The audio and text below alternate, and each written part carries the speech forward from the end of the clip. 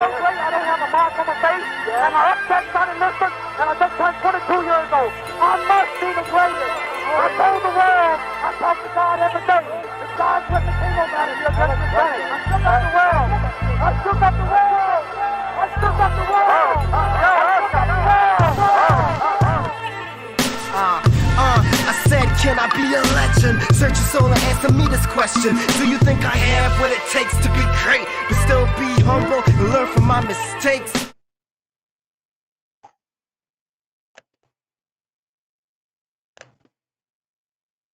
Good night, everyone, and welcome to your favorite sports show. Sorry about last week.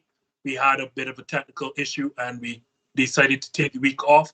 And also, so sorry about tonight's late start. We had another technical issue. You know, we have no control over technology, but we do have control over talking about football. So before I get in, let me welcome my all-star cast. First, y'all have seen Alex Robson before, so welcome back, Alex. How is it going, my man?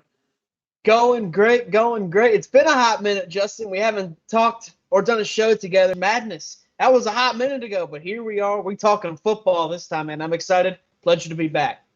Always a pleasure to have you back. And some first-timers, Ken and Ajay from the GreenBaje Podcast. We have been talking, so it seems for a while about getting this done. So thankfully, we are finally here. Ken and Ajay, thank you so much for coming on the show. How's it going, guys?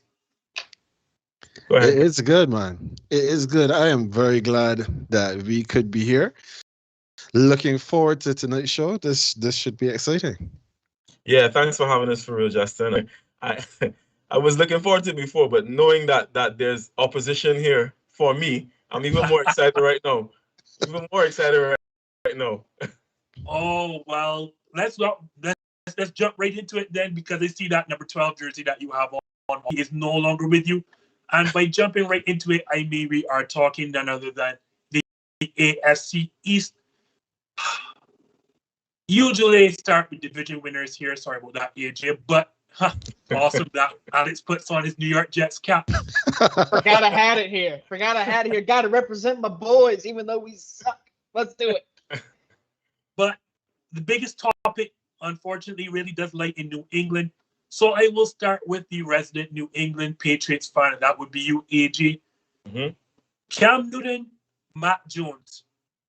Bill Belichick has not named his starter for week 1 as yet, but we will do it for him on this show. So, AJ, who should be your week 1 starter? So I've been saying even since the end of last season, that once Cam Newton is back, that he should be our starter next for this upcoming season. I'm going to draft a quarterback, but it was always my belief that Cam having the opportunity to have an off season in 2021, and basically not having to go through all the issues he went through last year with health, COVID and whatnot, that the job should have been his. Because, and Ken could probably tell you, I haven't been very cavalier in some of my comments regarding Cam, right? But I want to be fair this time around, and I think that the fact that he has a bit more familiarity with the offense and he should be a little better himself than he was last year, he should be the starter. And max time will come, but for right now, the starting job for week 1 should be Cam's, in my opinion. Same question, Alex. I'm not sure if you've gone to watch any Patriots football. Thank God I have not. Who should be the starter, the rookie or the vet? I'm going to have to go Cam Newton here, in my opinion, because I think Cam Newton, like AJ said, he is familiar with the offense. And also I think the offense fits Cam Newton better because Bill Belichick likes to run the football. He likes to run the football, and, of course, he's going to use every single running back he has on the roster to run the football. And Cam Newton himself, although he's not as great as he was in 2015 with running the football, he still can do it. And when Mac Jones was drafted 15th overall by the New England Patriots, I said that Mac Jones, of all the guys drafted in the first round, so Trevor Lawrence, Zach Wilson, Justin Fields, and Mac Jones, he was going to need the most work, in my opinion. I feel like because his style of play would fit the NFL more if it was 15 years ago. I don't see a lot of mobility when it comes to Mac Jones' game that I see with a Trevor Lawrence who can move, a Zach Wilson who can move, and a Justin Fields where that's really one of his strongest points is his ability to move with the football. I just don't really see that with Mac Jones, but I have seen in the preseason that he can make up for it with his accuracy. He threw the ball a lot, very, very well in the preseason. But now I still think that it's much like the Trey Lance situation. He needs to sit for a year, sit and learn, sit and grow, sit and get better. And I think eventually next year probably would be the year where I say it's Mac Jones' time. But for now, for the sake of the franchise of the New England Patriots, they should go with Cam Newton for now. Any way that the rookie starts, because we must believe that Cam Newton left a window open after his situation, not understanding COVID protocols and missing about 4 or 5 days of practice at training camp. So, Ken, is there any way that Mac Jones slips in here and starts week 1? And should he be the starter? So I've been looking through some of the stuff that's been happening this preseason for the Patriots, right? And the biggest thing that I've been looking at, I've been back through the stats because when I was watching some of the games, I was checking to see if Cam was running the ball. Cam did not have a single rush all preseason.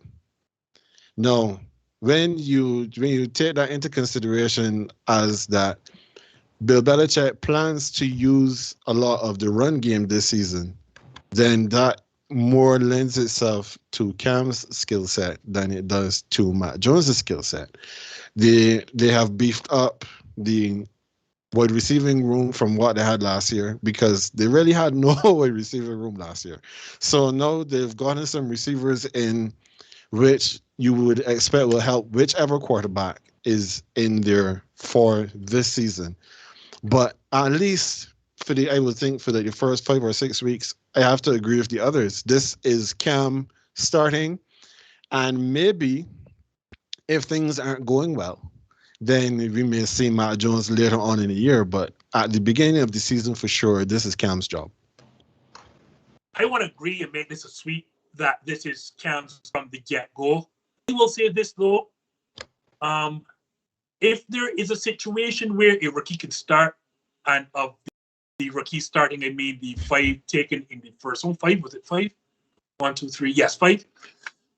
I think this is the situation simply because, as you mentioned, they brought in 2 tight ends in free agency, both Jonnu Smith and Hunter Henry. And we know from, prior seasons, afraid to run those 2 tight end sets.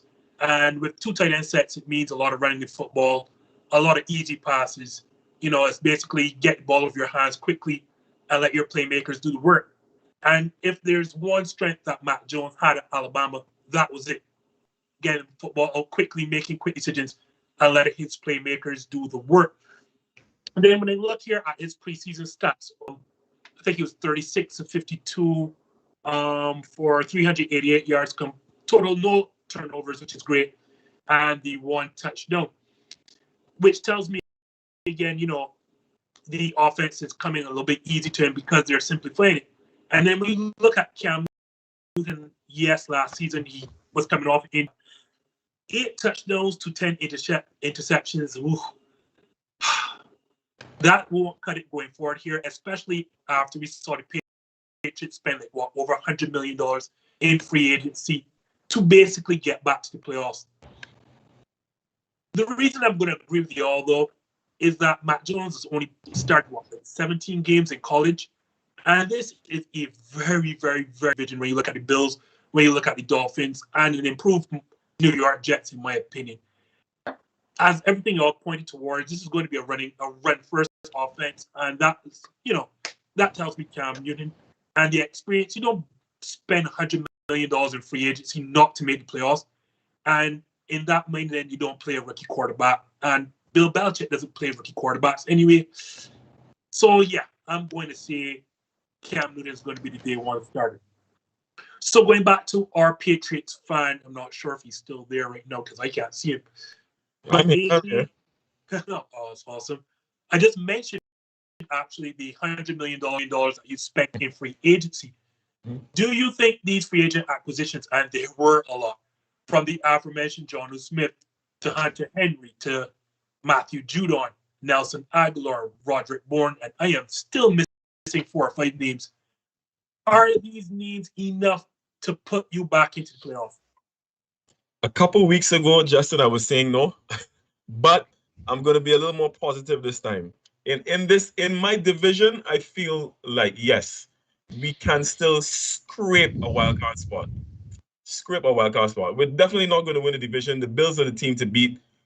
I don't think we're anywhere close to that team at this point, but not with that offense. But I think we'll be good enough. I think we'll be better than the Dolphins. For sure, I think we'll be better than the Jets. So, Like, no shots there, Alex. Right? Oh yeah, totally just stating that. Totally just stating. Yes, I'm sorry. That I didn't even realize that out loud. But yeah, I think we will be. I think we will be good enough. Last time we were 7-9, and the team was a lot more disjointed. I feel like this year we're a better unit defensively, especially. I don't have faith in some of these receivers in that wide receiver room. However, the fact better boosts my spirits a little bit. Right? So I think we'll be better than a 7-9 team, and potentially, like last year, it was Baltimore and Cleveland that got in with an 11-5 record. I honestly feel we could be somewhere around the 11-5, 10-6, and potentially get in, because that is not going to happen again in that other division. So, yeah, I think 11, we can. You mean 11-6 and 10-7? Just remember, there's one more game. Yes. The one extra. Sorry, yeah. I was just basing off of last year's, yeah. But yeah, so we can be a 10 or 11 win team, essentially, is what I'm saying, and I think that could potentially put us in a spot to be, in the playoffs, yeah, in a wild card spot, yeah. You share that optimism, Ken? Do you see these Patriots getting back into the playoffs with that? Oh, that's a no. Take it for it, Ken. So I disagree with my GreenBaje brother on this one. And the reason for that is more so looking at the rest of the NFL, the AFC especially, than looking at the Patriots themselves. So he says that he doesn't believe that the AFC North has three teams back in the playoffs this coming season. I don't see how the Pittsburgh Steelers don't make it as a wild card. I don't see. Well, you might not, but I believe that the Pittsburgh Steelers still makes it into the playoffs somehow. I believe that the Cleveland Browns are still going to be good, and I hope AJ takes note of this, because we have had animated discussions in the past with regards to one Baker Mayfield. But I believe that the Browns are going to make it, and I do not see how the Baltimore Ravens don't make it. Then, so that's three teams, two wildcard teams already there. You know that we're going to have one team coming out of the AFC South, because that division is a dumpster fire right now. We know that one team has to come out from the AFC West at least, and there's a possibility that there could be a second one. So when you take that into consideration, and then you look at what the Patriots are at best second best in this division. They're not going to win the division.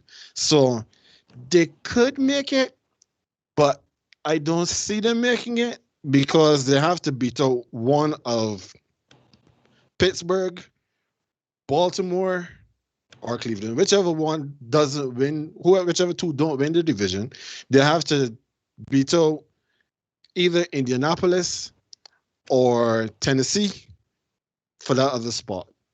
And then they have to beat out the other teams in their division to be better than them to make it in. So I am not convinced at this point. Jets fan, if the Patriots are going to make the playoffs, let's continue the next. Let's do it. Alex, do you have this big vision of spending spree, pushing the Patriots back into the playoffs this season?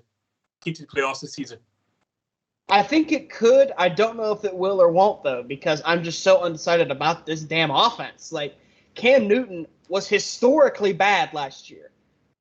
Arguably the worst quarterback in the NFL. But they still went 7-9. Like, their defense is insanely good, and they had a great pass rusher in Matthew Judon. But in the NFL today, especially in the AFC, where you've got a Patrick Mahomes throwing the ball like crazy with Kansas City, you got a Justin Herbert, a rising superstar with the LA Chargers. You have a okay, competent team in the Las Vegas Raiders, I think, in terms of offense. You look at the other teams. You got the Browns. You got the Ravens. You got so many offensive teams in there where you can slow them down somewhat. But if you can't score to counter where your defense steps up, you're going to have a lot of issues, in my opinion. I just think that Cam Newton, and even if they decide to start Mac Jones too, I think this offense is going to hold the Patriots back a lot. But in that same breath, that defense could carry them to the postseason. That defense could carry them to the postseason and get a wild card spot. It's just so tough to dissect these Patriots because they have made great moves. But the biggest issue for me then is that offense. Can they evolve and get better from last year? Because honestly, although they got Jonnu Smith and Hunter Henry, their offense, their wide receivers in general still suck. Like their best wide receiver is Nelson Aguilar. I mean, that's not a recipe for success there. But in the end, I still think the Patriots have a lot of potential to be a playoff team, but I'm just unsure with that offense. It's tough to decide. So I am going to go with undecided in this moment.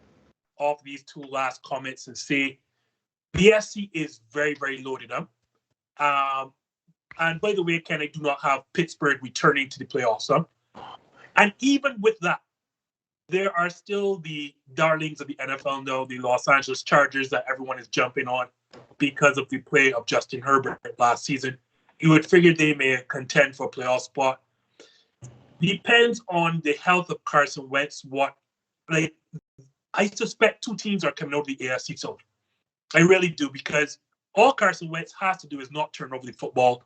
I know we're kind of asking a lot of him, but still, that team is tailor-made to win right now. So I see a situation where both the Titans and the Colts make the playoffs. As Ken mentioned, I have both the Browns and the Ravens making it. I think, shockingly enough, I have the Browns reaching the AFC title game against the Chiefs, but that's a discussion for another time. It depends on the Chargers, or at least in my estimation, how good the Chargers will be this season.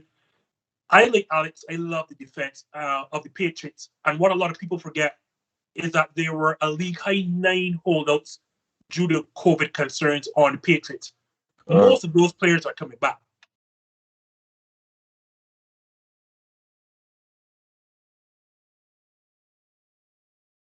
We know the defense is going to be good. As Alex correctly said, it all depends. And I can't see a situation where you have brought in both Jonnu Smith and Hunter Henry to help run the football with Cam Newton, that you're at least not decent at that side of football. Because something has to tell me at least New England will not be turning over the football. They'll be asking Cam to limit these throws, get the ball out of his hands quickly, turn to playmakers, and run the football. But yeah, I'm a bit undecided, but I'm going to lean towards, because Bill Belichick is that good of a defensive mind, the defense should be great. They shouldn't turn over the football. That spells a recipe for success. So I'm going to say the New England Patriots take that second wildcard spot. I'm not sure exactly who will be outside of pick. Yeah, I did say I don't have the Steelers making it. Who, of course, I do have making it are none other than the Buffalo Bills, who made I can't say surprising run to the AFC title game last season. So Alex, I'll start with you. You would figure if you make an AFC title game, you should be able to contend for Super Bowl next year, right? So are the Buffalo Bills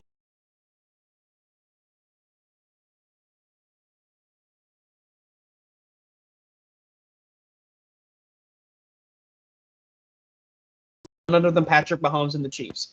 That is the one team that I think the Buffalo Bills need to find a way to stop, because the Buffalo Bills played a great championship game, in my opinion, but they just could not find a way to stop Mahomes enough times to make it matter. And honestly, in my opinion, Josh Allen is going to have to repeat, if not be better than last year, because not only did he get a great contract in the offseason, but they didn't really do a ton in terms of the run game to help him out. So he's probably still going to be this team's leading rusher, which is a bad recipe for longevity in his career. But that's not what you want. But in the end, I still think Josh Allen is a massive MVP favorite, in my opinion. I think he's going to have a massive year. And I think he could lead the Buffalo Bills to the Super Bowl. But just the Kansas City Chiefs, I don't know if this team has enough in it to take down this monstrous force that is the Kansas City Chiefs. So on the Warzone Sports Network, which I'm a part of, in our AFC West predictions, I actually thought that the ceiling for this team, for the Kansas City Chiefs, is perfect, 17-0, because they are just an absolute perfect monster. There is nothing on this team that is not perfect. Now, I don't really think they're going to go 17-0. I think that's what their absolute ceiling is, but that is what they have to get by, a team that I know undefeated in the regular season.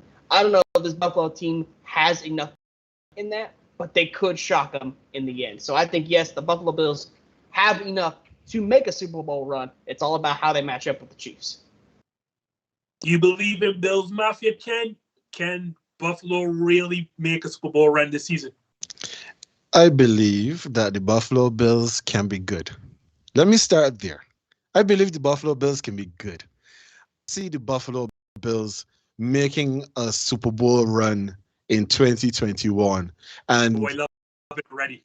And Alex, just the biggest caveat there for me.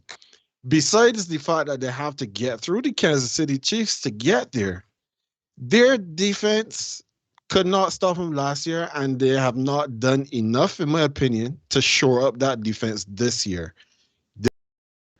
Then, as you made mention of just now, the Cleveland Browns. The Browns expect to be better this year than they were last year.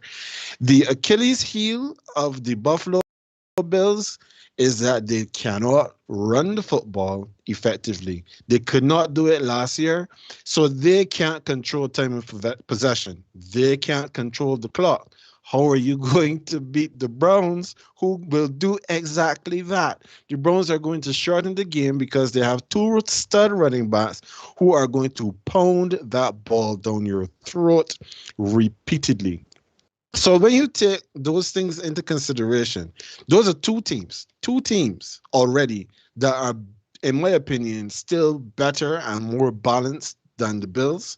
So how then they're going to have to get through one of these two teams to play in the championship game, and probably get through one of these two teams to play in the Super Bowl. So I don't see them beating both of them, not in one playoff run. So I can't put them there. I'm sorry. So y'all are making my life easy. It's like y'all were reading my cheat sheet, because I love Josh out there quickly, and this is not revisionist history on my part. I said, and not because I thought Josh Allen was the best quarterback in the 2018 class, which he's currently proven to be. But if I was Cleveland in that 2018 draft, I said I would have drafted Saquon Barkley number 1 and Josh Allen number 4. Yeah, at least one of those things would have panned out for me. So conventional is that you don't really build a team to compete with a team outside of your division. You really build your team to win the division, simply because these are the teams that you have to play. But as both of you correctly said, the reality is the Kansas City Chiefs have made the AFC title game in the last 3 seasons. So if you had to put money on, you would figure they're going to play in a 4th.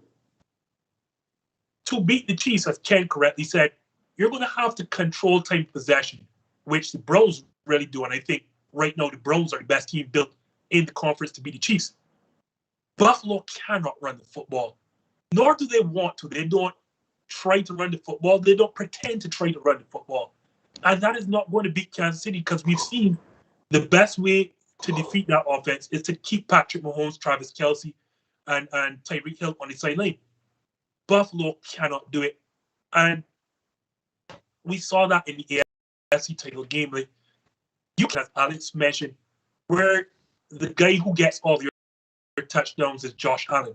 That is not a recipe for success for your quarterback moving forward. And I think he had half of their rushing touchdowns last season. That cannot work going forward. That just can't. And if there are 2 ways to beat the Kansas City Chiefs, it is one, you have to get off the passer in that okay offensive line. They did a bit by getting, Greg Rousseau in the 1st round. But the other thing is to run the football. And they've done nothing to address this whatsoever. Devin Singletary is not the answer.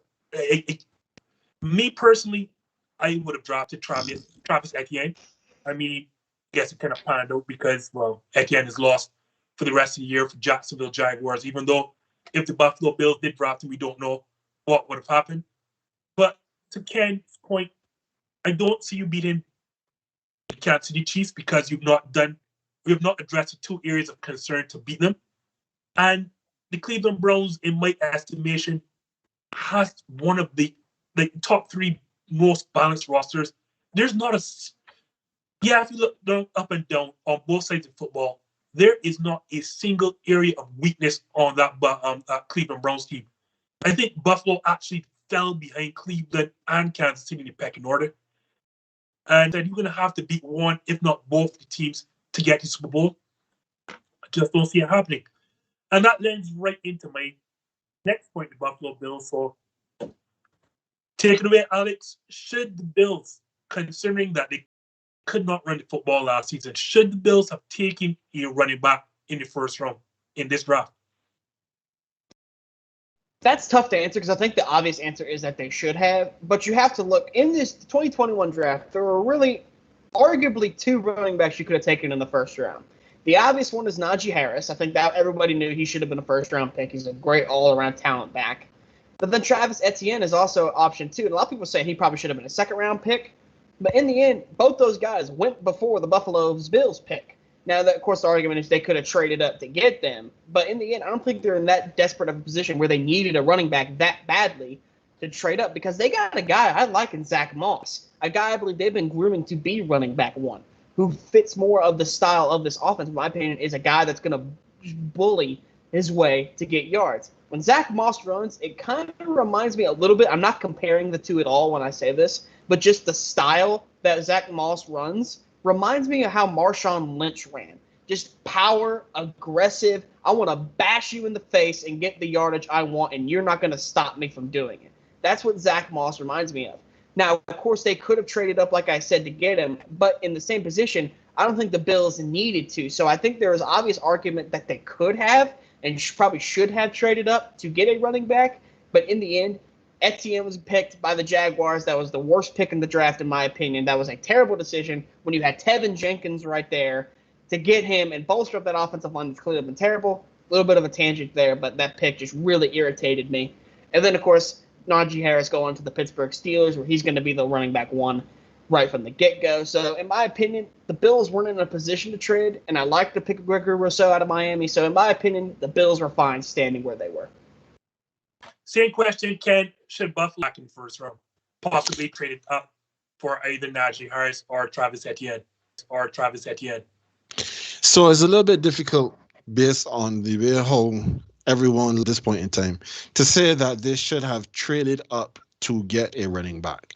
Partially because when you look at what they would have had to give up to get up higher to get a running back, at this point in time, we would have been saying that they would have given up too much, especially knowing what their game plan usually is, which is we are going to pass the football or we're going to use some kind of read option where our quarterback is more than often going to be the option when it comes to running the football. So I know quickly to see who the running backs were that were taken in this draft. Now, we know the first two that were taken in the first round, Nagee Harris and Travis Etienne.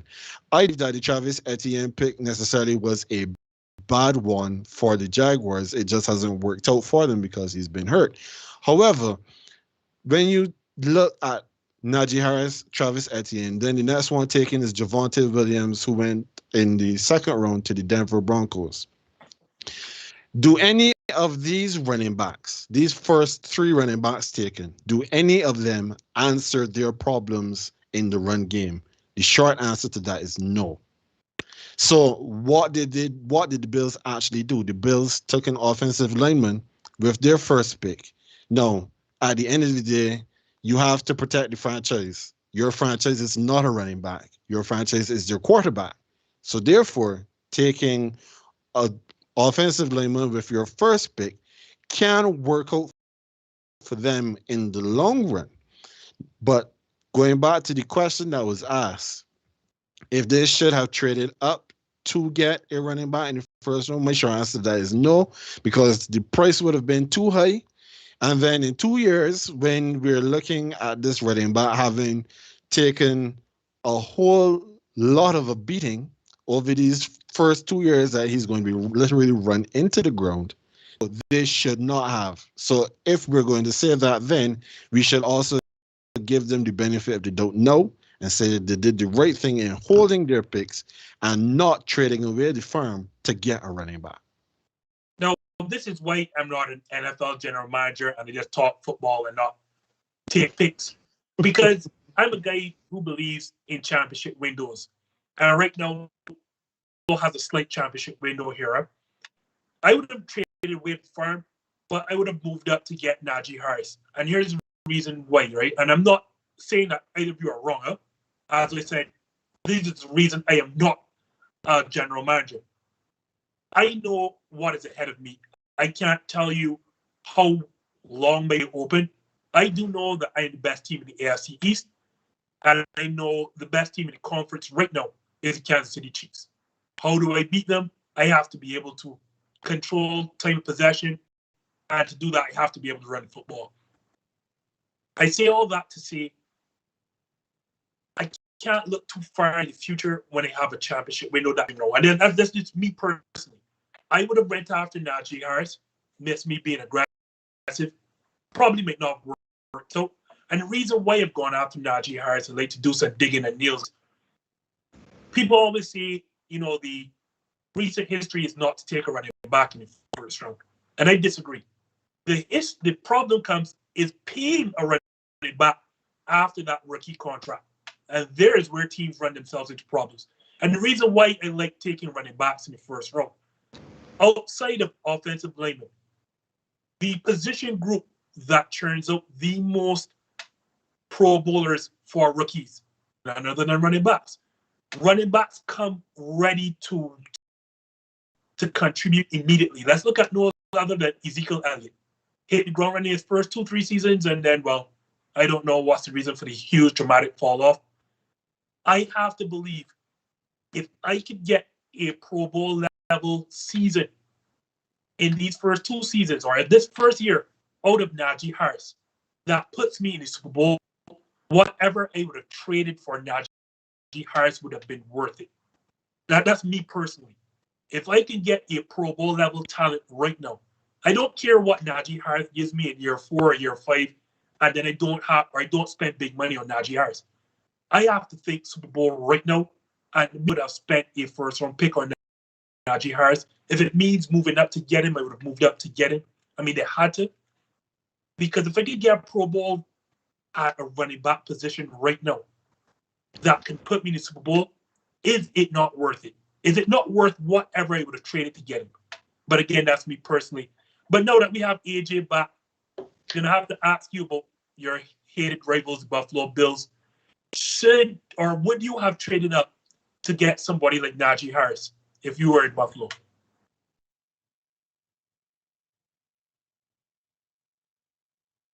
AJ, you have your mic muted. Apologies. No worries. Yeah, once you hear me now. All right, cool.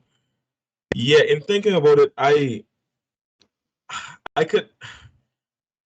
might say that I may have, but I feel like I could understand why they wouldn't have. Let's be honest, it didn't seem like this class was rated very highly when it comes to the running back position, right? It was only 2 that went in the first round. There was like 1 in the second, 1 in the third, and then like a bunch of them afterwards. But if we're speaking about the first round, it was just Nagee and then Travis Etienne right after him, right? The fact that the class was seen as, I guess, rated almost like bereft of talent in the position, it means that not just the Bills, but a lot of other scouts from these other teams didn't think enough to try to move up to get these guys either. So I'm thinking that their mindset was, okay, well, we could pass on these 2 potential first rounders, and then try to make up for the position by getting someone in free agency. Now, I don't think Matt Breida is the answer, but yeah. But at the same time, I think that was their thinking, and I don't necessarily blame them. I don't necessarily blame them for that. Like looking at it from an objective standpoint, I don't blame them for thinking that way. If it was a case where there were more highly rated options coming out of college for this draft, then I would say yes. But to be honest, I don't blame them for that move. I just think they still need to fortify that position, the running back room, because Matt Breida in it, and Singletary and Zach Moss haven't shown me a single thing so far. Like all three of them, I'm going to stay away from in fantasy. So, so yeah, honestly, I don't blame them, but they still have some work to do in that position. Speaking of players that you should stay away from fantasy, Miami Dolphins quarterback Tua Tagovailoa. Ken, I'm going to start with you because, there have been rumors here or there. All of a sudden, no, we're hearing that the Dolphins are front runners to get Deshaun Watson out of Texas. So, Ken, do you have faith in Tua Tagovailoa being the Dolphins franchise quarterback? So it is really, really hard. It is so difficult to believe. Wait. Allow me to develop what I'm about to say. It is really, really hard to have faith in Tua Tagovailoa to be the Dolphins quarterback going forward when the Dolphins don't have faith in Tua Tagovailoa to be their quarterback going forward. All we have heard all offseason is the Dolphins are trying to get some other quarterback. It has been consistent. They have not stopped even up until this point. The only time that they got quiet with trying to get another quarterback was when Deshaun Watson was looking like if he was not playing at all this season. As soon as we're hearing, there is a possibility that Watson might be on the field this season, these trade talks come back up again. So as much as Tua has improved, and for those who have watched the Dolphins in this preseason, they're saying that the Dolphins and Tua has improved. I have not seen 1 second of Dolphins preseason football this season. I have seen a little bit of the Saints. I've seen a couple Patriots games. Hell, I've even seen the Washington football team on my, and I have not seen. So I can't objectively tell you that Tua has looked better or he has gotten better. But what I can tell you for sure is that the Dolphins don't see him term answer at quarterback. And if they don't, I am not going to either. Same question, Alex. Do you have faith in Tua as the answer at quarterback in Miami? I do. I have faith in Tua Tagovailoa because I think people are overestimating this whole situation. I understand the name Deshaun Watson's getting thrown around a lot, but it's primarily because they're looking at situations where they believe that that Deshaun Watson could take that team to another level. And of course, Deshaun Watson can take any team to another level. Most teams, anyway, that already don't have a quarterback in place. But with the Dolphins, I think the media in general has been a little bit spoiled by what we saw in the last year. Because we saw two rookie quarterbacks dominating. Before Joe Burrow got hurt and Justin Herbert the entire season, they were both doing stuff that rookie quarterbacks just don't do. They were looking spectacular. Especially Justin Herbert, who broke every single rookie quarterback record there is to break. And Tua Tagovailoa had a normal rookie year. He had some struggles, he had some flaws, but also he showed a couple flashes every now and again. Man, this kid could sling the rock. So I think with the situation, people are overblowing this whole Deshaun Watson talk. I understand that people think Deshaun Watson would be a good fit in Miami. I think so too. But there is no way in hell that the Dolphins should give up on a guy simply because that he got overshadowed by the two other rookie quarterbacks that went in the first round with him that outshined him a little bit, that were in better situations than him, in my opinion. Aside from Joe Burrow, of course, I think that one's kind of obvious. He was making them look better than they actually were. But Justin Herbert took advantage of an amazing situation. He had great receivers, a solid enough offensive line.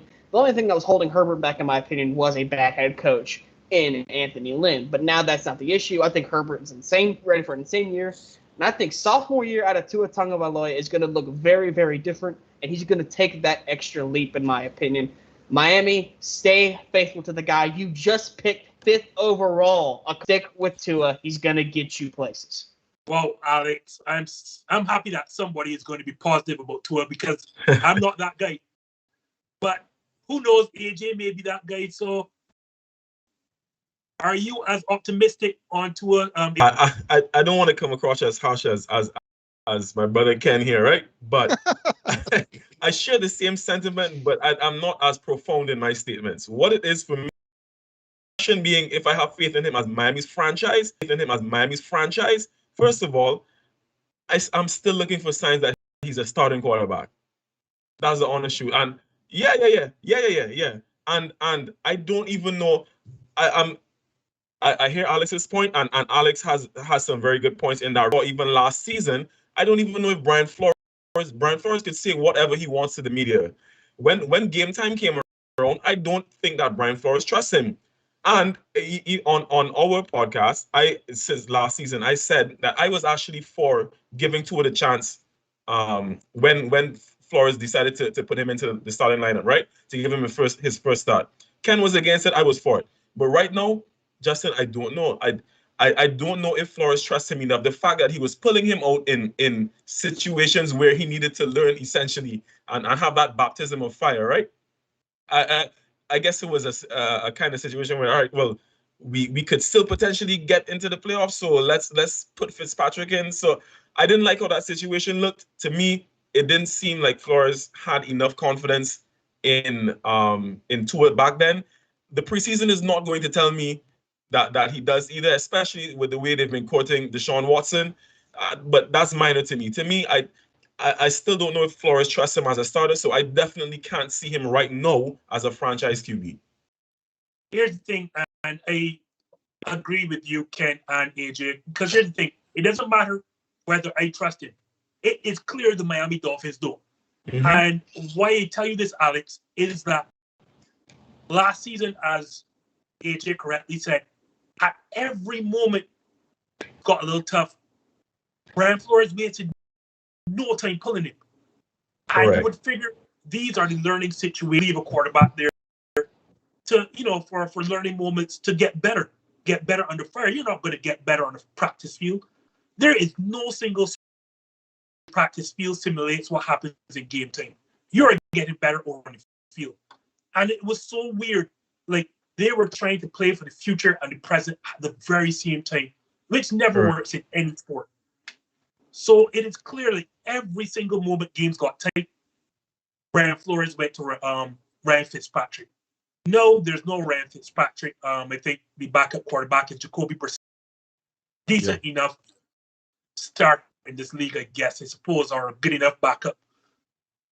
No, last season as well. And, you take this with a pinch of salt. You were hearing rumblings from the locker room that the players weren't sold on him either. As I said, I take that pinch of salt. I don't know because there were no names pinned or attributed to those quotes. So I don't know what to take with it. And I agree with you, Alex. There are only 4 or 5 teams in the league that should not try and make a pass at Deshaun Watson. If my team is not in Kansas City, if it's not in Green Bay, if it's not in Tampa Bay, if it's not in Seattle, or if it's not in Buffalo, hell, I'm going after Deshaun Watson as well. So obviously that means that's a clear upgrade. But it does baffle me. Like, just a couple of seasons ago, you spent your 5th overall pick on Tua Tagovailoa, and yet everything shows me you do not trust him. From pulling him at every available opportunity to openly courting Deshaun Watson at every opportunity. At what point do you tell yourself, I am going to a fair chance to prove that he is a starting quarterback, whether I believe he is or not? At some point, you're going to have to give the boy a fair shot. And I would hope it is this season. But I get the feeling that Flores is again playing for the present and the future all at the same time. And if you're going to have him on the roster, it is either that you play him the full season and live with growing pains, or just say, look, this is not a guy I can trust. I do not believe this is a starting quarterback in this league, and just move on. Because again, you had a 6th overall pick, and there were quarterbacks waiting. If you did not like Tua Tagovailoa, you had your options there waiting at 6. You had Justin Fields, who I'm beginning to like after watching this preseason. You had Matt Jones. I just make a decision. Either it is that you're going to give Tua Tagovailoa a fair shot, just move on. Just admit that this is not your quarterback and stop playing for both the present and the future at the same time. So speaking of playing for the future or / present, I'm going to start with you, Alex. Do the same Dolphins have enough to make the playoffs out of this loaded AFC East? It's tough because I really do not know how the Dolphins are going to look overall because I have faith in Tua Tagovailoa, but then again, we don't know if he's even going to be the starting quarterback. They can make a trade for Deshaun Watson as we speak. We do not know. So it is really a question mark on the Miami Dolphins. And once you're making about this whole Brian Flores doesn't trust Tua, I don't know if I trust Brian Flores as a playoff coach because how do you not trust the quarterback you drafted 5th overall already? I just don't understand that. So I've got a bit of an issue with Brian Flores, even though I do think he's a great coach. I really still do like their defense because I still think they're a playmaking defense. But overall, with how tough this division I think is going to be, I do not know if the Miami Dolphins have done enough to make the playoffs this year, especially with how loaded the AFC is. So I say the Miami Dolphins will miss out on the playoffs this year. AJ, can the Dolphins make it out of the AFC East? Well, I've actually given this answer already in long form. In short form, no. Because I already have the Bills to win that division, and I have us potentially taking that wildcard spot. Even if we're in teams in other divisions for it, essentially I have the Pats coming second in this division, and I don't think the Dolphins will be there in about. Said before this, our division is nowhere close to like the North. So we're not going to have 3 teams in that battle, right? Exactly. Second best is the Pats. The Dolphins and the Jets will probably be scrapping for 3rd. That's what I say. But no playoffs. Ken, a ray of sunlight, any optimism here? Do the Dolphins have a chance to make it out of this AFC East? The only ray of sunlight that the Dolphins get is in Hard Rock Stadium. Miami, the weather is fantastic. So they get all of the sunshine that they can get from being in the Sunshine State. Making the playoffs? Nah. Definitely. Yeah, we're talking playoffs. We're talking playoffs. No, the Dolphins do not have a shot to this. No, I just want to circle back very briefly to something on the same Tua situation. No, remember there were question marks on Tua coming out of college because Tua had that bad hip injury and they were like, is he going to be good? We don't know. Somehow the Dolphins were the ones that were convinced that Tua, remember they had the whole thing about tanking for Tua. So, and then all of a sudden they won a game and it's like, oh wait, winning feels good. So we're going to keep trying to win, and somehow they still ended up with Tua because nobody else was trusting Tua and that hip. I do not blame Flores at this point. If having had Tua in for this long and he's like, really and true, this is not as good. This is not what we thought it was going to be. But then when you look at the rest of the quarterback room and it is him, it is Jacoby Brissett, and it's like, if you don't play Tua, are you going to play Brissett? But Brissett hasn't convinced her, and clearly he hasn't beat out Tua either. So this is 3 franchises he hasn't convinced that he is supposed to be the starter.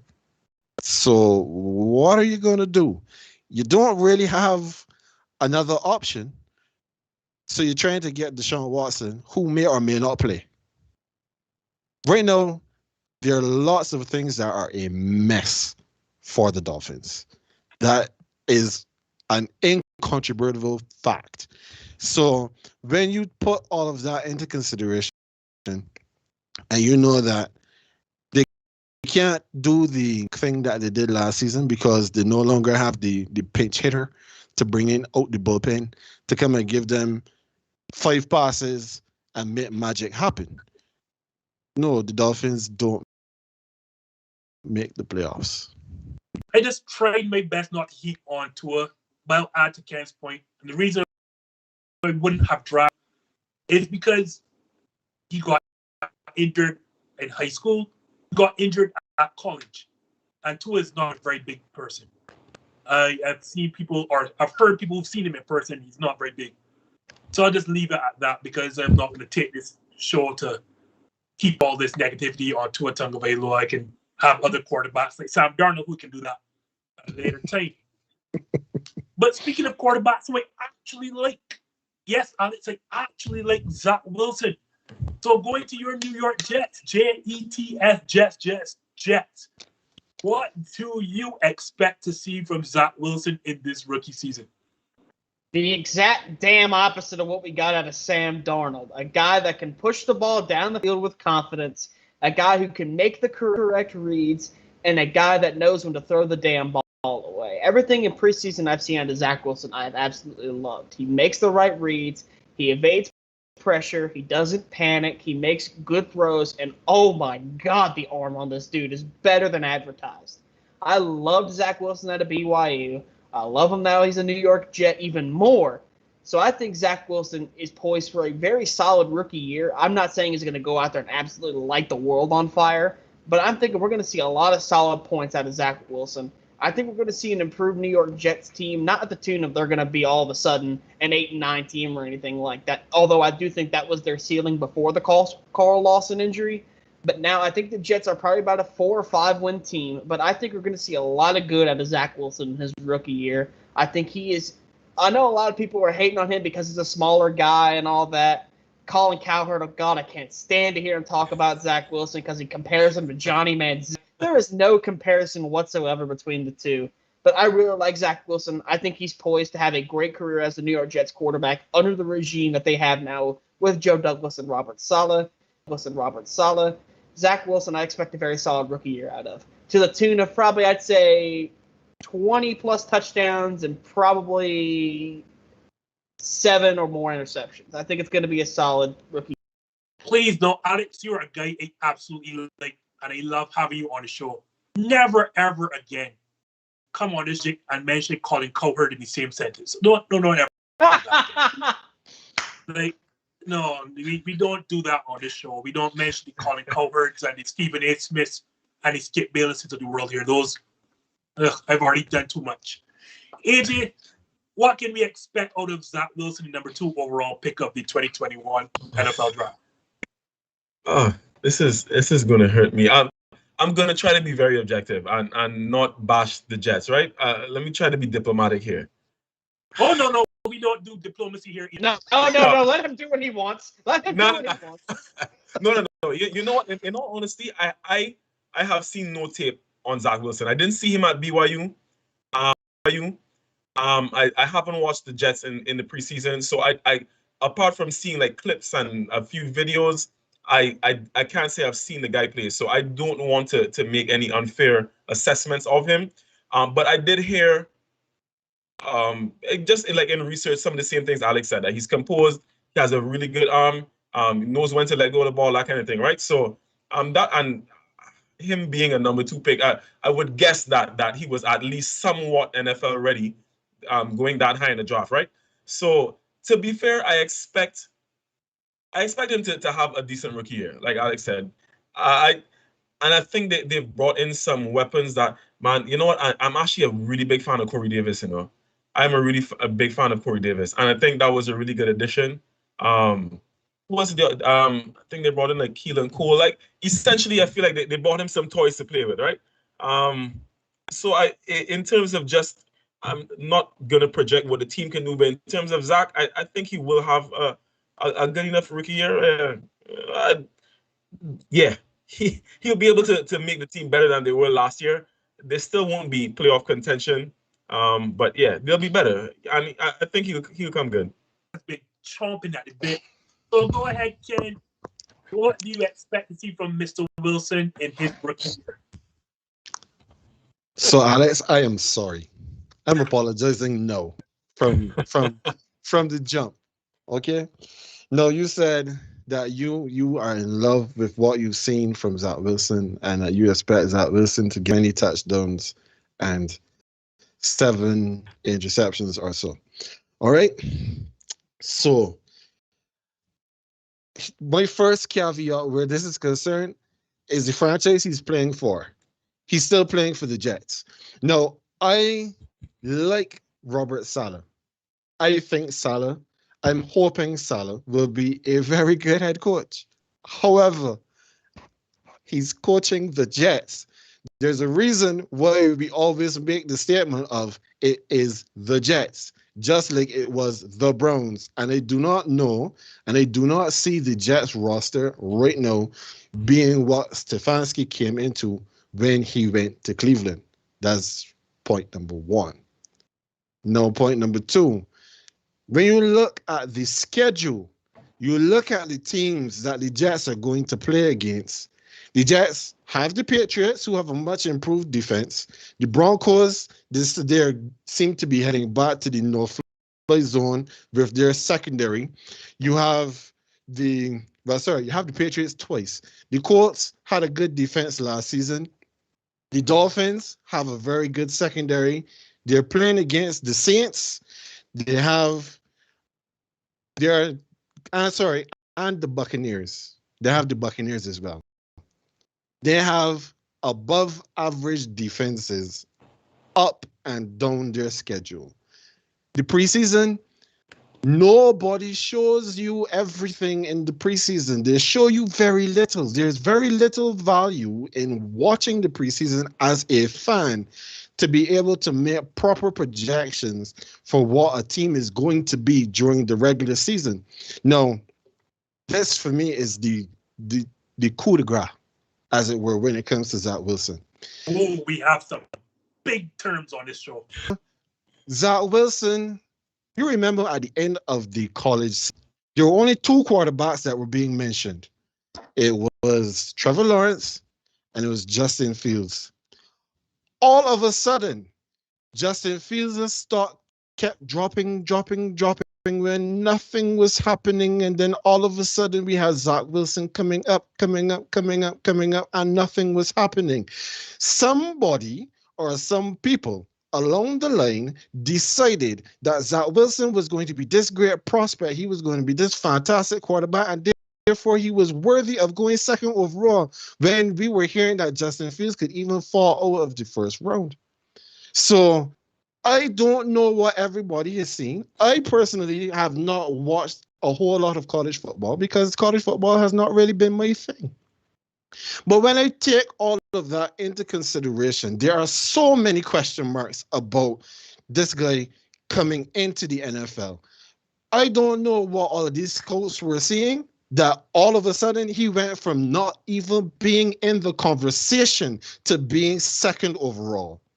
But no, I'm supposed to believe that after 2 of 3 preseason games, that he is supposed to be the new savior for the Jets. I am not there. But you know what? When you look at the Jets depth chart, they have no choice but to be this high on Zach Wilson because they have nobody. They have nobody behind him. So when you take all of that into consideration, I am not wishing bad on the boy. I wish him well. I want him to have a great career. However, 20-7, could never be. He may have double-digit touchdowns, but I expect that he is going to have double-digit interceptions as well, just based on the strength of that schedule. Now, hold my beer for a second now. And I'm disappointed in Alex for being so reserved in his love for Zach Wilson. So I will put on my proverbial Jets and come with my only hot take. Yeah, thank you. Thank you, Alex. What do I expect from young Mr. Wilson? Here's my hot take, Neil. I expect him to be a contender for Offensive Rookie of the Year. Yes, you heard it here first. And I'm going to the same way in which Ken lists all these points, I'm going to list them to counteract each and every one of them. First, this is not your older brother's Jets. Mike McCagnon is out through the front door. Let's remember this. The new general manager, Joe Douglas. And I know Alex loves this, but I believe in what Joe Douglas has done so far. Because not only is Robert Saleh a good coach, but everyone forgets he's brought in an offensive assistant or the offensive coordinator, none other than Matt LaFleur's baby brother, Mike LaFleur. That is so important to this. Stay with me now. This offense that has seen production from all of these quarterbacks, guess what's going to happen in New York? And I'll give you a clue. Like the offense that we saw Mike Shanahan, and for those who may not know, Mike Shanahan is the head coach of those Super Bowl winning Denver Broncos sides that had John Elway and Terrell Davis. That offense is still in the league through disciples, and I'll name them for you. Kyle Shanahan, Sean McVay, Arthur Smith, Mike LaFleur, I'm missing one, and none other than, Matt LaFleur's baby brother, Mike LaFleur. Why it is so important to mention that. Let us look at the history of these offenses. Kyle Shanahan in Atlanta. That was Matt Ryan's lone MVP season. What do? They go to the Super Bowl that year. Sean McVay takes over the Los Angeles Rams. What do you get? Jared Goff, we know is not a good quarterback, has an MVP-type season. They go to the Super Bowl. Kyle Shanahan then goes to San Francisco with the same offense. What happens? Jimmy Garoppolo all of a sudden looks like a guy who can win you a Super Bowl. They get to the Super Bowl. Then the Green Bay Packers, and I was against this hire, they take Matt LaFleur. What happens? Aaron Rodgers returns to MVP form and actually does win his third MVP. They go to back-to-back NFC title games with the best offense in the league. Stop me if you haven't heard, stop me. You can stop me at any point in time. Arthur Smith.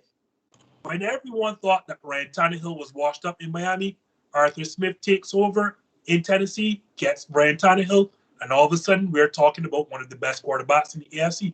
I say all of that to say this offense has made quarterbacks look so good because it is so simple. It is a run-based offense which marries run in the pass to make everything look like each other. The reads are extremely simple. There's a lot of bootleg, a lot of play action stuff. You're going to incorporate your tight ends, a lot of easy passes. Zach Wilson is not going to be asked to do a lot. Zach Wilson will be asked to protect the football, and the plays that he does get to show off that big kind of an arm that Alex was mentioning will come on play action. Mark my words, Zach Wilson will not throw for more than 11 or 12 interceptions this season because that's not what the offense is going to ask him to do. Similarly, what Kevin Stefanski does with Baker Mayfield. Because to your point, AJ, I don't believe in Baker Mayfield either, but I believe in Kevin Stefanski. And what Kevin Stefanski has done is cut the field in half for Baker Mayfield to ensure he does not turn over the football. And that's exactly what they're going to do for Zach. Now, initially, I was holding off on Zach Wilson until I had the chance to watch in the preseason. Ken, you're correct. No one shows you everything in the preseason. However, let's go through the stats. 15 of 20 for 191 yards, 2 touchdowns, no turnovers, no sacks. Led all rookie quarterbacks with a 137.7 quarterback rating. Yes, I got to see a lot of Jets football. And what I also saw, which the scouts saw, and you asked Ken, a lot was not happening. Why did Zach Wilson move up the charts?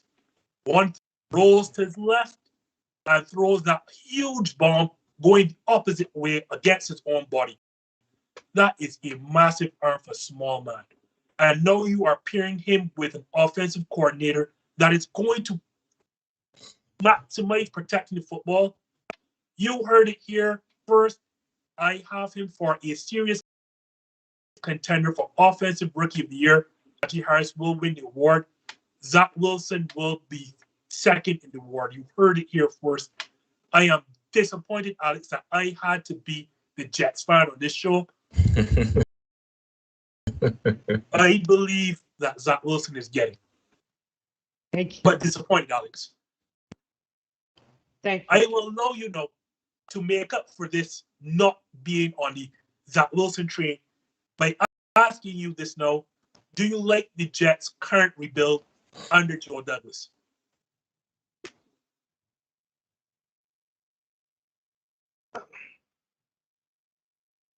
That's you, Alex. So sorry. Okay, my bad. I didn't hear that part. My headphones cut out there for a second. I was making sure everything was still running. I was like, oh my God. But anyway, I absolutely love the direction this team is going. I love what Joe Douglas is doing. I love the team, a guy that can lead people. The way he coaches reminds me a lot of Rex Ryan, how he was a leader of people. People got behind Rex Ryan. People wanted to play for Rex Ryan. And I feel the same with Robert Saleh and Ken. I just don't believe it, man. That is such an outside-in approach to it. That's just the old Jets. It's not anymore. This is not Mike McCagnon leading this team. This is not cokehead Adam Gase coaching it. This is not blending in with the grass Todd Bowles coaching it. As much love as I have for him as defensive coordinator, horrible. This is a new regime led by great minds of football. Joe Douglas has nailed the 2 drafts he has been. He has gotten rid of that cancer that Sam Darnold was and brought in a guy that can bring life to your team. And he's nailed almost every single one of his draft picks. He has a couple misses, I will admit, but they haven't been major misses. They've just been guys that have been derailed by injury and all that kind of stuff like that. Joe Douglas has been nailing it as the Jets GM. Robert Saleh, I believe, is the right head coaching hire. Although I was kind of hoping for Lincoln Riley as the head coach, I definitely do not mind that we nailed Robert Saleh. But man, oh man, I am so happy with the direction this team is going. There is hope for the future New York Jets, and I'm excited to see what that future has with Joe Douglas, Robert Saleh, and a guy I've come to call Wall Street Wilson, Zach Wilson, leading the charge. I'm going to put the brakes on the Jets love now because Ken has a lot to say. Ken, do you like the current Jets rebuild? And don't be easy. If you don't, you don't. But go ahead. It is not hard to improve when you're coming from nothing. The Jets had one of the worst rosters probably ever constructed last season.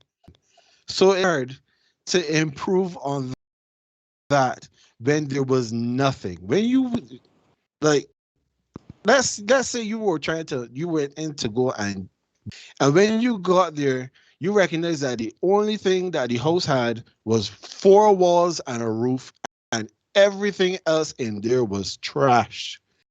Came in there with just a broom and passed it over the floor, it is going to look like an improvement. And that, my friends, what the Jets were. So it's not hard at this point to feel optimistic looking at them doing what could be considered to be the bare minimums. The Jets, one of the worst offensive lines last season.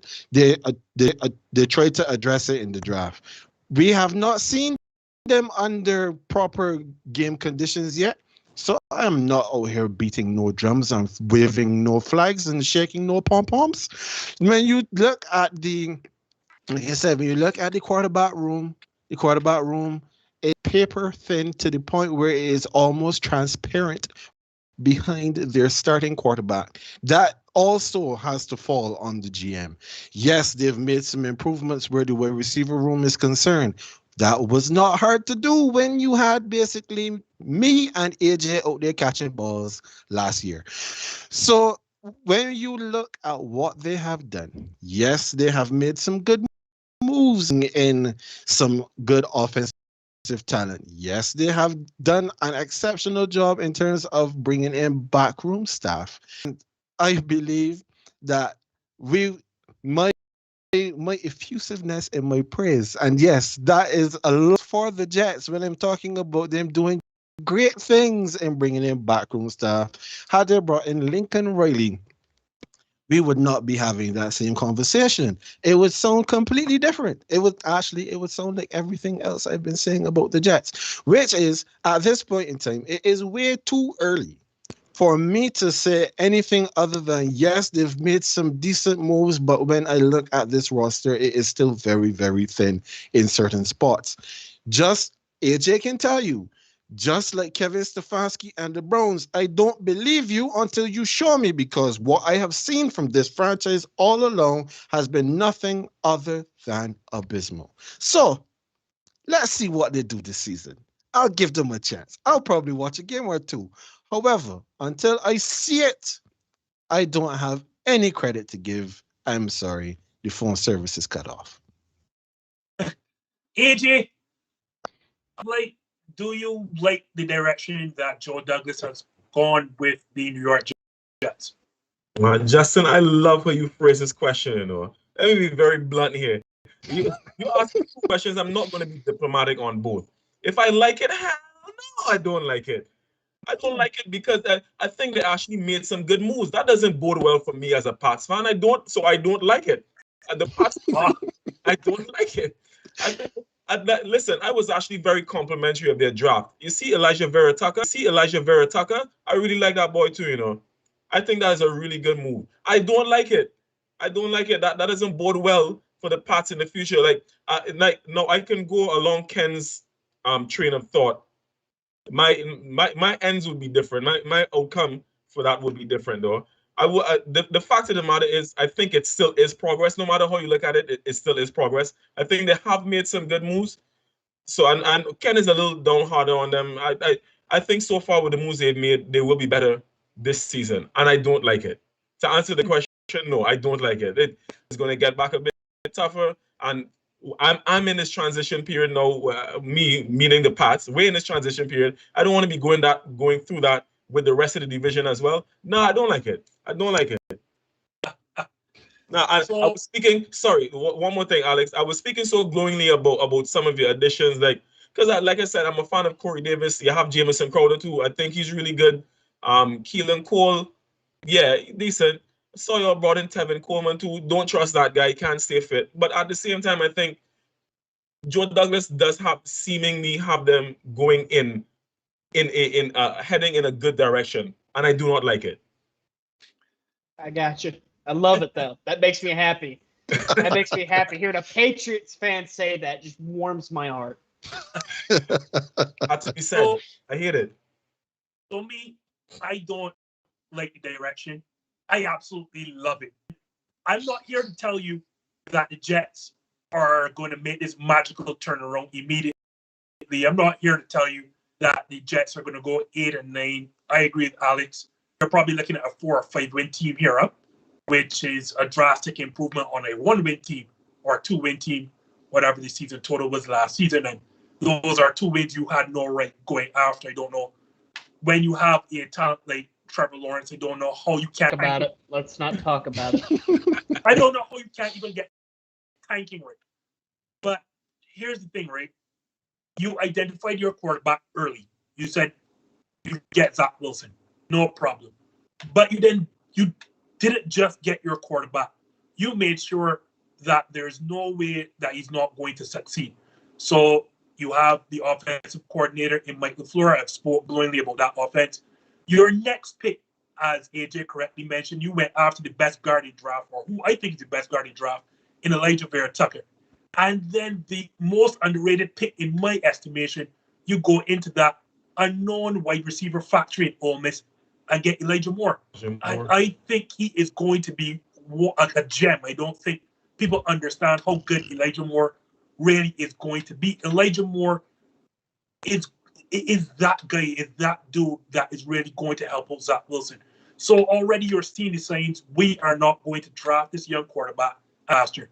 We're going to get a great guard. We're going to get a good wide receiver. We're going to bring in Corey Davis. We're going to have this offensive coordinator to make sure that you have all the pieces. So if you fail, this is on you. You have no reason to fail. And I've seen Robert Saleh too often in the NFC. He is best friends with Matt LaFleur, but when he plays against us, it doesn't feel that way because we just couldn't beat Robert Saleh's defense over there in San Francisco. I absolutely love him as a coordinator. I don't know what he will be like as a head coach, but like Alex said, he does seem like a leader of men.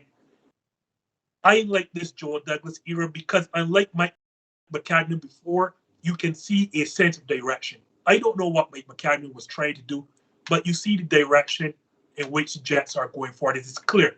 They are coming to play defense first. They're going to protect the football. They're going to control time of possession, and they are not going to turn over the football. That spells recipe for success all over for teams in Kansas City that can just throw the ball over wherever they want. When you play defense, when you run the football, we control the time of possession, and when you don't turn over the football, that's success. So Ken, I do not expect the Jets to magically become 8 or 9 win team. No. but you're going to see drastic improvements on at least the offensive side of football. You got Zach Wilson. You drafted Elijah Vera-Tucker. You got Elijah Moore. I like the direction we're going. So let's finish this off, Ken. We've mentioned all 4 teams in the AFC East. So tell me, Ken, who ultimately wins the division and why? So the Bills wins the division. That we just put that just off the top. So yeah, the Bills win the division because the Bills are the best team in the division. They may be the best balanced team in the division, even with the poorest run game, because when you compare that to the uncertainty with the Patriots passing game, the complete unknowns with the Jets is everything. And then when you look at the Miami Dolphins and all of their question marks at quarterback, then the Bills clearly are the creme de la creme of this division. I do not see how any of these other teams, barring catastrophic injury, takes the crown away from the Bills in 2021. Alex, I don't expect you to say who wins this division. So someone other than your team, who wins this division and why? Buffalo. I mean, that's the easiest thing ever in the world. I mean, none of these teams have what the Bills have, and that's a superstar quarterback. They have Josh Allen, who I think is going to be an MVP candidate throughout this entire 2021 season. I think the Bills are easily, in my opinion, the second best team in the AFC. I know the Browns are there, but as you said, Ken, with it being the Jets, it's still the damn Browns. I'm not going to trust them to be anything other than Browns when it comes to winning football games. So I'm going to stay there. The Buffalo Bills, in my opinion, will meet the Kansas City Chiefs again in the AFC Championship game and possibly make it to the Super Bowl. I don't think they will, but they have that opportunity to do so. But easily, the Buffalo Bills will easily win and probably sweep this division in terms of the games of the season. So do I expect the Patriots fan to say that New England gets back to the top of the AFC East, or are we going to make it a clean Buffalo Bills sweep for the AFC East? You know what? I would like to say that it would be the Pats, but I can't sit. I won't be able to sit here with a straight face and a clean conscience and say that. It'll be the Bills. It'll be the Bills, especially given the fact that they won last year. Like, this is not even conjecture. It's not like we're just saying, oh, the roster is this. Like, we've seen what they can do last year.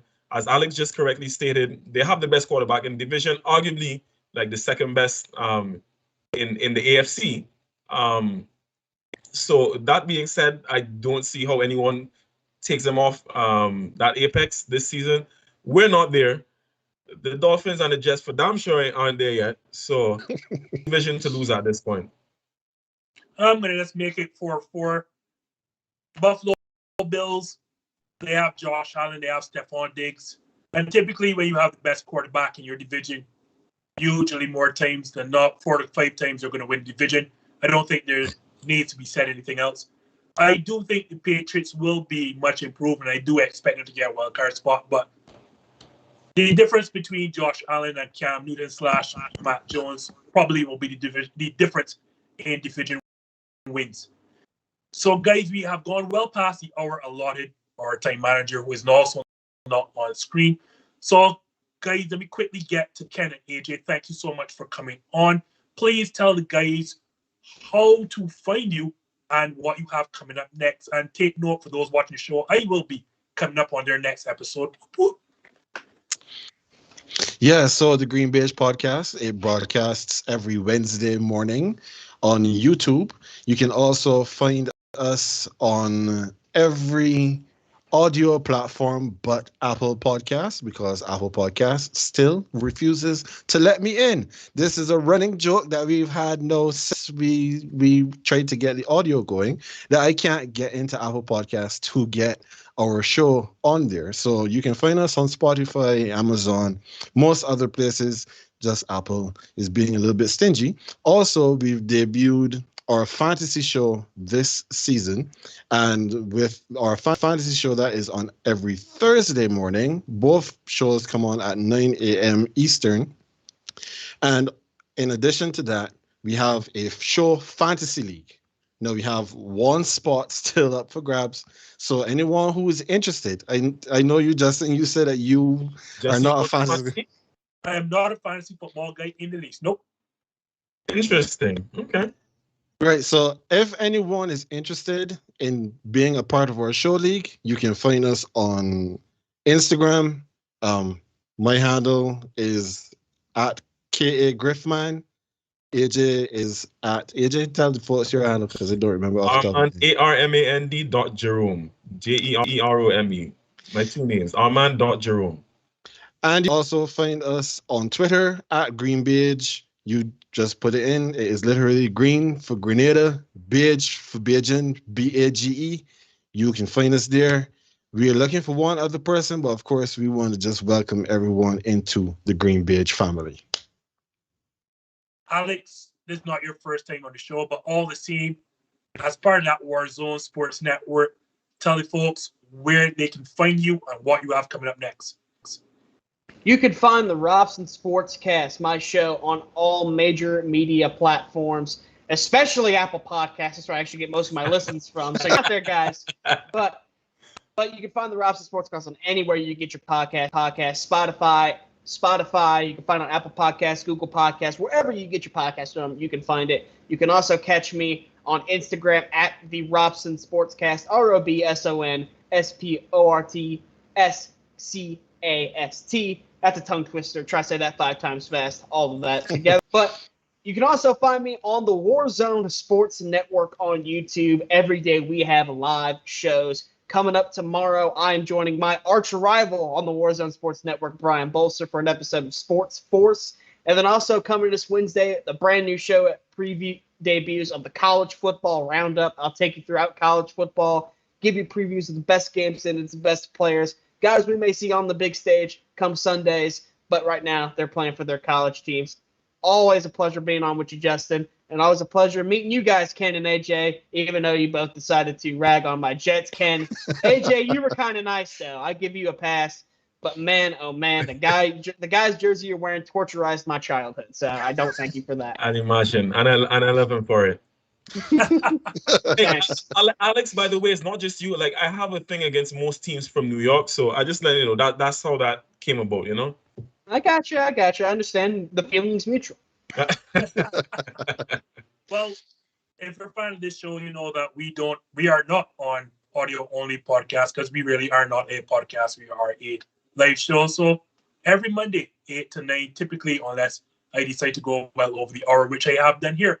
So for the guys, AJ and Ken of the GreenBaje Podcast, and my brother Alex Robson, I am Justin of This Just In signing out. Thank you for watching. I don't have a mark on my face, and my upset's not in Lisbon, and I just turned 22 years old. I must be the greatest. I told the world, I talk to God every day. If God's with the kingdom out of here, just the same. I shook up the world. I shook up the world. I shook up the world. I said, can I be a legend? Search your soul and answer me this question. Do you think I have what it takes to be great, but still be humble and learn from my mistakes?